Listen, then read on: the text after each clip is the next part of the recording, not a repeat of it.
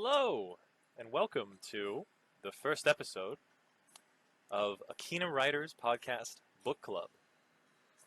I'm Ryan, and today I'm here with my co-author. Yes. Hello. This is where you say your name. Sorry. I thought you were introducing my book. My name is Smalls Noodle, aka Diane. Yes. And basically, just setting some quick expectations here. We're going to be a writer's channel that will be covering the trials and tribulations of writing, such as criticism, the creative process, feedback, revision, editing, ideas, inspiration, and all things akin. The first episode today is going to be a bit of a book club podcast where we talk about what we've been reading this week.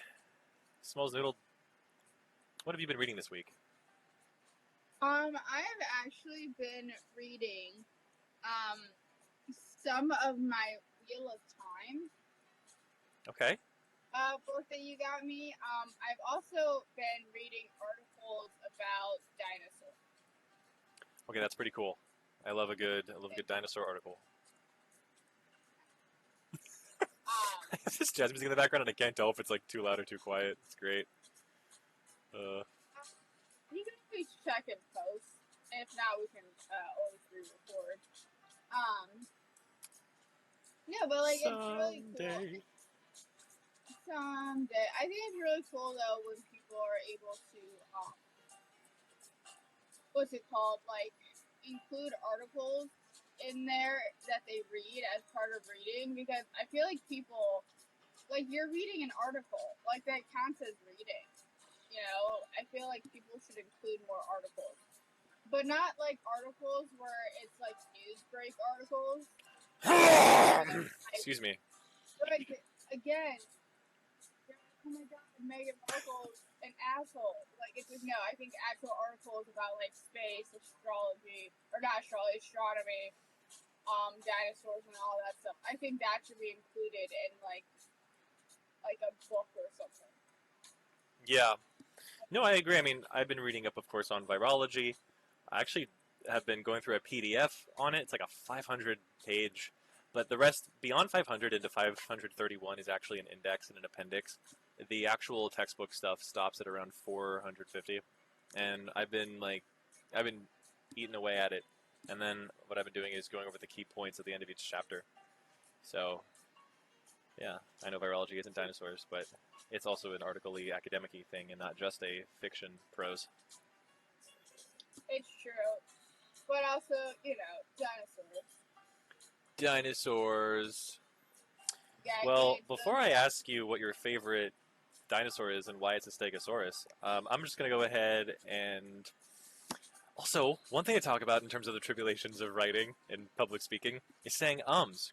Guys, we say on this podcast, and we're going to try to lay off, but sometimes it's just going to come out. So, I've been reading the big three, actually, here and there. I really try to catch them when I'm playing Hearthstone. I've been reading Aragon by Christopher Paolini. This is such an interesting... And I am... Oh, yes. And what I also wanted to do with the structure of this... Hello. First episode is a bit of a breaking in episode. I wanted to do with the structure of this series, for the book club podcast specifically, is also mention how long and how far we've gone through the book, and of course our impressions of it up to this point. So for Aragon, I'm actually on page 83, and this is actually just where stuff's starting to get cooking. Because what's happening is... So the story so far in Aragon, and of course, obviously, in this book club we're going to talk about what happens in the content of what we're reading. What happens so far is you have this farmer boy, sort of, named Aragon, and he lives in this place, I believe, called Carvajal, and it's known for, like, farmers markets and festivals, basically, just like where we live. And what happens is he ends up finding he thinks it's like a stone, and it ends up being an egg. And basically the egg is home to a female dragon by the name of Saphira or Saphira, and she's a blue dragon that they're telepathically connected. Actually, it's pretty crazy. It's really true. Hey everybody, welcome back to the podcast. Okay, we had a little bit of an interruption there, but no big deal. It's our first episode. We're working out the kinks. I'm Ryan, and this is Diana. Hi, Diana. Say hi, Diana. Hi, Diana. All right. Diana says hi. So She's I'm reading not Eric. held captive whatsoever. No, not at all. Sheesh. So I'm reading this Aragon by Christopher Paolini, and as I said in the beginning, it's mainly about a modest farmer boy who gets what he thinks is a stone. Turns out it's a dragon egg, and the story I think is actually somewhat very Avatar: The Last Airbender in the sense of like, this is of course obviously an outer textual comparison and all. Make of that what you will, and I'm sure you will. And it's about because it's about coming together with nature and wanting to have more collaborative relationships with dragons. But of course, there's some evil people who want to have more controlling relationships with dragons. Now, the interesting backstory about this is I think there was, because I'm only on page 83, I think they say that there's like an old fallen king named like Galbatorix, and so that's going to be interesting to see him. Also, that name sounds weirdly Celtic. It reminds me of like the BuzzFeed Ryan and Shane thing we watched with that one Celtic guy, Vercingetorix. But, and let's see, anything else interesting? Right now, Saphira is having a temper tantrum, and apparently, I guess, like she cuts up Aragon's legs really bad, and he has to kind of get healed and such. And it's finally taking shape on page 80, and that's so fascinating because it's a different. I remember this story was getting big by the time when I was like 8 years old. And I remember like the adults in my life were reading it and thinking it was hot shit back then. And I'm excited to really read more. So, Ride the Dragon, Inherit the Legend. All right. My second book is A Court of Thorns and Roses by Sarah J. Maas. Apparently, #1 New York Times bestselling author. Hell yeah. So, I am a little further along in this one. I'm on page 118. But basically what's funny about this is I think I can summarize this a bit better. Basically, what happens in A Court of Thorns and Roses, oftentimes abbreviated to a KOTAR, is that you have a young woman named Feyre, and she is a sister of two other daughters. And what happens is they live with their single father, and they live a bit of a life of squalor, but they apparently used to live a much better life. But then I think their mother died, and they lost a lot of wealth or something, and got like evicted from like a nice house. And the whole thing is she ends up going hunting. She's basically the daughter who is a tad parentified. She kind of gets a lot of the food and the way of making money for the family now. And what happens is she goes out. She thinks she kills like a wolf or something, and it ends up being that the wolf was actually a fairy in disguise, one of the fae in disguise as a wolf. Whole backstory is that apparently there used to be a war between humans and fae, and there is now some sort of accords, some sort of truce and deal where it's like, don't come into our turf, we don't come into yours kind of deal. I think that's literally like there is like a split, and there is like some sort of weird like bridge or portal between the two worlds, even though they also seem to be sharing like one planet on their Earth. And what happens is one of the fae come, take Feyre, and the sort of law is a life for a life. And so because she killed the fae want to take her, but not kill her, but take her just away from the human world and take her in the fae world as a way to sort of like take the place of that fairy that she killed. So it's not like an eye for an eye. It's more somewhat like the changeling thing, where it's like the changeling myth, where it's like you just like replace a person. And right now, currently on 118 and stuff, there's somewhat of a like budding enemies to lovers, I feel like, is happening, where basically Feyre and a couple other Fae guys are being very rough and tumble with each other and being like, "You're stupid, you're stupid," and but also like getting all hot and bothered, and so that's been budding for the past like a lot of pages. So, and I'm excited to see where that goes. It looks like there's like a monster in the Fae world that not even the other Fae really enjoy, and so it'll be like a an uneasy alliance where it's like Feyre and the other Fae are going to team up and try to take this monster out. So that's going to be exciting. And then I'm reading Brandon Sanderson's Mistborn, the one it's on like autopilot or something. And for some reason, it played this one song that was like, "Let us go, let us go," and I'm like, why is this song about being held captive in a basement? All right. It's your Alexa wanting to be let go. Right. Oh She's my like, god. let me go. Let me Let me go. Oh my go. god. I don't want to be playing jazz Come anymore. on, go with me. Come on, go with me. Yeah. So the third book Jazz. I'm reading of this fiction prose trio I have here of course, Aragon by Christopher Paolini, A Kotar by Sarah J. Maas, and now we're reading Mistborn by Brandon Sanderson. And I am the furthest along. I'm in 187, and it's partly because like I find the book kind of accessible, and this is not a critique on anything. It's just I got like the small like paperback version, and so it feels very pockety, and so I always just kind of whip it out, and I just like make the most progress with it like that, I guess. So Mistborn is actually so here's the thing. This is very intriguing. So I used to, and still do to a degree. I got to get back into it more. I'd love to get back into it more. I was watching like the Brandon Sanderson podcast like last year. I ate it up, and I realized that I never really read anything from Brando Sando. And the whole way that I actually discovered him was because he was doing on, and they ended up getting uploaded to YouTube one way or the other. I don't know if he was doing them for YouTube or what, but he was doing lectures at BYU, some sort of university, and those lectures got recommended to me, and they were like, it was like on a creative writing course, and I don't know what I was watching back then to get that recommended to me, but showed up on my thing, watched the dude. He seemed very gregarious, and I'm like, oh, this is fun. And of course, he knew his stuff, and then I found that he had a podcast series, and I'm like, whoa! And I've been watching that for the longest time, only to realize that I never picked up anything from him. And I'm like, wow, I'm like a reverse fan. It's like there's fans, anti-fans, and reverse fans. It was really me, Barry, or in this case, Brandon. And so with that, so Mistborn, it's actually very fascinating. Mistborn to me feels very anime.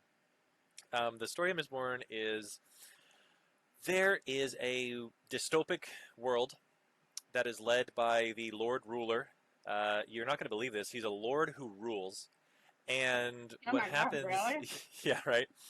And it's very cool. It's very interesting because I was so surprised that it has this tone. Um, and what happens is it's a dystopic world where people can bend metal, and they can like sort of take like tin, aluminum, like metal, nickel, iron, and they can basically use it to have different powers. It's akin to like it's funny because you think it's like you hear like bending and you're like, oh, is it like Avatar? It's sort of, I mean, at least in my impression and in my interpretation, it reads off a bit more like potions, like Witcher potions in the Witcher series. Um, Hmm. but what ends up happening is it is a dystopic world where basically you have a sort of police force that's like out and making sure like no one's, you know, really metal bending. Because any metal benders really should be sort of caught, because then that means that they have the potential to like overthrow the Lord Ruler. And there's like a lot of underground crime syndicates, and you have a girl named Vin, and she is sort of, unfortunately, in the beginning, she's this kind of punching bag for her like abusive like I forget if it's an older brother or if it's like an adoptive person, but she's sort of the second in command to this crime syndicate, and she like has to do her best to sort of be on guard and be guarded all the time, and not ever really be vulnerable because a lot of men around her are very nasty. And it turns out though that in the end she ends up joining, or not in the end, but later on she'll end up joining the resistance against the Lord Ruler that is trying to take out the Metalbenders, and with a guy named Kelsier. And so that is exciting to see, and because of course the whole deal ends up becoming that she's going to learn to sort of trust people again and also become a very powerful metal bender. Of course, obviously, because the name is called Mistborn, what happens is the sort of world is shrouded in mist at nighttime, and only like the coolest of people can survive the mist. So, Yay! all right, Diana. So, next thing is the last thing here for the first episode, and I know my impressions and recaps of those books were a little cheeky, and we'll go into more depth if y'all want it. Please leave a comment down below, like, comment, and subscribe. And alas, Diana, tell me what else you've been reading. Anything, any cool impressions or interpretations you want to say? So as you know, I'm reading my Wheel of Time, which Brandon Sanderson does eventually pick up once the guy croaks. Because the original guy is not, he is not with us. And it's Robert very Jordan, yeah. interesting how... Rojo. Yeah, Rojo. He's not in, he is not... It's interesting because there's a bit of changes made, because we're watching the TV show. Yeah. And it's a bit different than the TV show. Obviously, some things have been changed. You know, one of the main character dudes is apparently a lot more smarter, as I'm reading, than he is portrayed in, like, the first season, and then the second season. He's a little bit more, clever. Okay, because he's kind of portrayed as, like, this loner dude who lives out with, Ramsay Bolton's dad in the TV show. You mean like the main character with the reddish hair? Yes. Yeah. The guy who plays his dad plays Boost Bolton. Interesting. Which is interesting Game of Thrones reference there. Have you been watching Emergency Awesome lately or something? No, it's because I always remember it. Ever since I learned who it was, I was like, oh yeah, that's the guy. I don't know the actor's name. Now, if you ask me who he is, I couldn't tell you. But I could say, oh, that's Ramsay Bolton's dad from Game of Thrones. And then people usually deduce who he is from there. Although I have seen him in other things. But I've also been, because, you know, books have some reason gone up in price. I've been listening to audiobooks. A lot more. Bookflation, so I've dude. Yeah, it's book inflation. Well, and also I like hard copies, and hard copies are significantly more expensive anyways. And now that corporations like Books A Million and Barnes and Noble and Amazon are like rising the prices of hard copies, I've been like, you know what, I'll listen to it, you know, almost like lo-fi. And so I've been, you know, the physical copy I have is, you know, Wheel of Time, but the audiobooks I've been listening to is the Ballad of Songbirds and Snakes, which is Hunger Games. And it's so interesting, because, you know, Snow is so, like, in the movie he's portrayed as to be this dude who just, like, you know, comes from a bad place, tries to do good, and ultimately, like, was failed by the system. And you're listening to his monologue in Ballad of Songbirds and Snakes, and he is psychotic. Because you're hearing him talk to his self about what he is doing. And he is unhinged. He is even worse in the books. They make him out to be so much more humanized in the movie. In the books, he is like fucking weird. That's crazy. Usually it's the other way around. Yeah. It's the other way around. And then I've been listening to Lord of the Rings, especially The Hobbit, and apparently there's a key difference in hearing the Hobbit books, and then we're gonna watch the movies, is that apparently Philly and Killy actually almost drown. In the very beginning of the journey. Like, they almost drown, and it scares Thorin. because like they literally have just left Bilbo's house when this happens. So like I'm listening to this and I'm like, I don't remember this scene in the movie. They cut it out in the movie. Like they go from Bilbo's house to Trolls, but as I'm listening to this audiobook, they literally in the like 70 years, and more, because I don't know when Tolkien wrote this. I assume after World War One. They all die at the end. And I The say all dwarves. is, well, Thorin, Kili, and Philly all die. Yeah. Yeah. And who retains the crown is their cousin. But it's interesting seeing how they're portrayed. Like, first of all, like you're rooting for them. Now I know what happens to them, so it's gonna be gut wrenching when I get to it. But it's so interesting because Balin is in it, and Balin is kind of talked about as like this trusty old warrior. Like, yeah, he shouldn't be out and fighting. He should be like in a retirement home. He should have less stress on his heart. And yet he is here as like a counsel, as a warrior, as someone who, believes in the cause and has seen Erebor before the mountain was taken over. And so it's very interesting to see his presence and how Tolkien makes him important.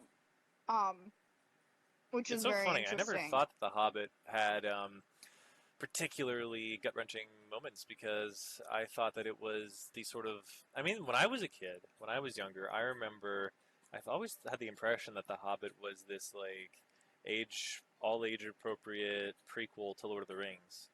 Because I remember like, The Hobbit was what they pushed in high school because they pushed like reading The Hobbit a lot in public school, and yeah.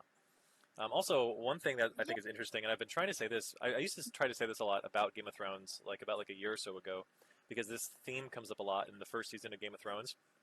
But there's a quote from LOTR that is, "The closer we are to danger, the further we are from harm," which is it was one of the things that actually carries me through in the first season of Game of Thrones because and it's so funny that you can see this callback and this homage from George R. R. Martin to J.R.R. Tolkien, because the closer you are to danger, the further you are from harm is literally season one of Game of Thrones.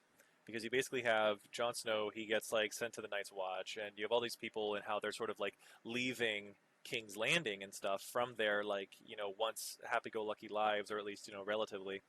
But then Jon Snow gets sent to the Wall, and Arya kind of gets lost and stuff.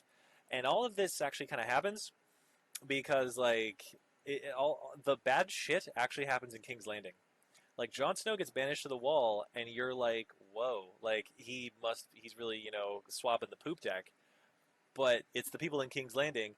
Ned gets beheaded. Sansa gets married off. Like it's like, oh shit, dude, that is really like that quote. That is that quote incarnate. Like the whole closer you are to danger, the further you are from harm, because it's like the people who sort of actually find themselves in the woods and down the river without a paddle actually have some respite, and the people who still try to make it work and live in King's Landing get totally like messed up.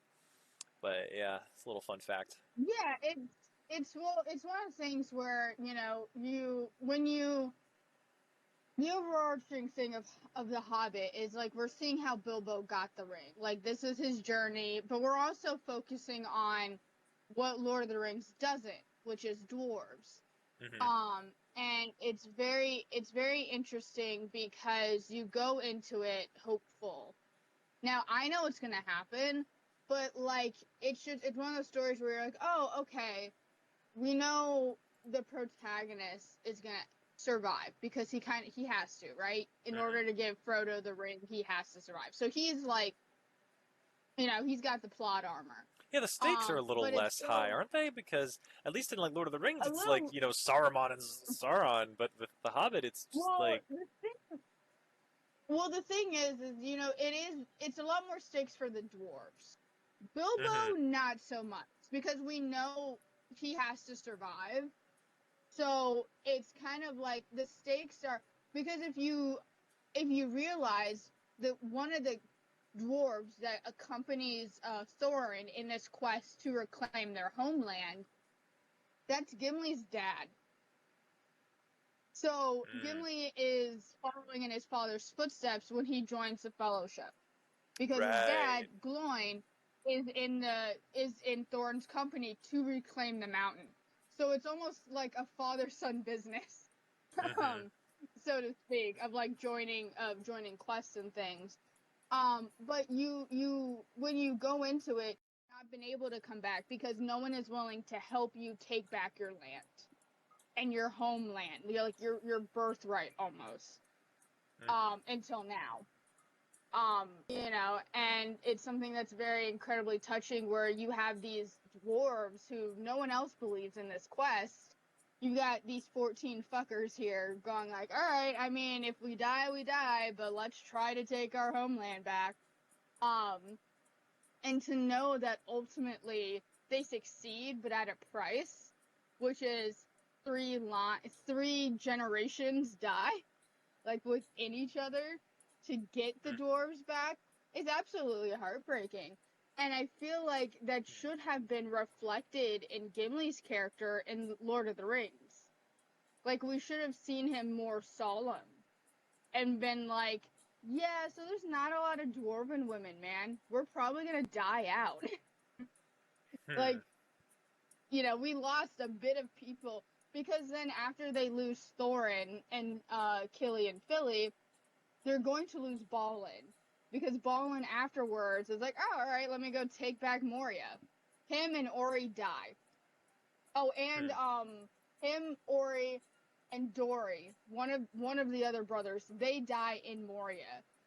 So, and Gimli doesn't know that until he reaches Moria, because there's no communication. So when you think The Hobbit is even more depressing, because at the end of The Lord of the Rings, Aragorn becomes king, Legolas is fine, Gimli is okay, and Frodo goes to the Valar. At the end of The Hobbit, it's just gonna be death. Like, oh yeah, we got Erebor. We get Erebor back, we've killed the dragon, but like, our king is dead, our soon-to-be king is dead, and then the third heir is also gone. Like, that is three Yeah, Jesus. generations wiped out. I guess that And kind of so, explains the inspiration that Elder Scrolls took. And this is obviously an outer textual comparison, where it's like the Elder Scrolls games, they have this thing where the dwarves are this like disappeared, vanished race, and I'm like, man, that seems kind of unique. And now I'm thinking about it, and I'm like, I guess it's not that unique, is it? Because the whole dwarves being this mysteriously like banished race is actually like a thing that originally happened in LOTR and The Hobbit. and when we looked up, like, why did the elves leave and why did the dwarves eventually leave, and it's because with the dwarves, there wasn't enough women to help repopulate, because dwarven women were so rare, Mm-hmm. and dwarves were so particular, that eventually half-breeds probably wiped, the 100% out, or they just could not have more kids. Because they only, and it's also interesting too, is that both The Hobbit, and I think many places, Lord of the Rings and The Hobbit, they're kind of romantic in a way, because you're told about dwarven culture, where they're like, yeah, we find a wife, and that's it, man. We may die of heartbreak. Who knows? Like, Mm-hmm. it's one and done for us. Swans. And yeah, and you realize that even though Lord of the Rings and The Hobbit are very action packed, there is not a lot of romance. You realize that they still operate on soulmates Yeah, and a sense of sure, sure. community. It's more pastoral adventure romance and less like coupled up romance. Yeah, yeah. Yeah, so it's like, even this action packed thing, you have like the sense of belonging and soulmates, and that's something that's super cool to get out of it. Yeah. I know we kind Well, of went past like what I'm reading, in terms of it, but right. No, I mean, you and I are going to watch The Hobbit, and, obviously this could be on the second episode, even though it's a movie. It is a movie based on a book, so the second episode of the Aqina Writers Book Club, we could talk about The Hobbit. So stay tuned for that, guys. To be fair, To be fair. there is a 1970s animated Hobbit movie that apparently also people like, so there's that.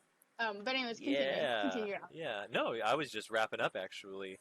Stay tuned for episode 2 when we talk about The Hobbit, guys. This will be a weekly or maybe quicker occurrence.